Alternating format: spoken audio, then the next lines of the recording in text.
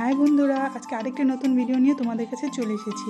তো এই দেখো, আজকে আমরা গেছিলাম একটি মন্দিরে ঘুরতে। মন্দিরটা এত সুন্দর, দেখো তো বাইরে থেকে কি সুন্দর লাগছে। আর এই দেখো, এখানে একটা জলের ফোয়ারা ছিল।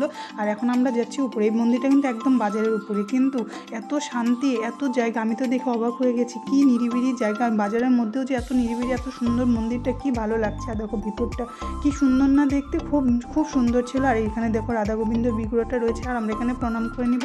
আর চারপাশটাও দেখতে এত সুন্দর। আর এখান থেকে চলে গেছি সোজা আমরা আরেকটি মন্দিরে, এটি হলো ঝোলন মন্দির।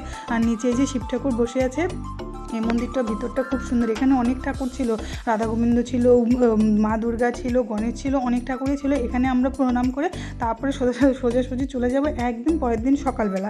এই তো সকালবেলা আমরা চলে এসেছি বাজারে। এখানে এত ফ্রেশ সবজি চারদিকে, আমাদের বাড়ির পাশে এই বাজারটা বসে।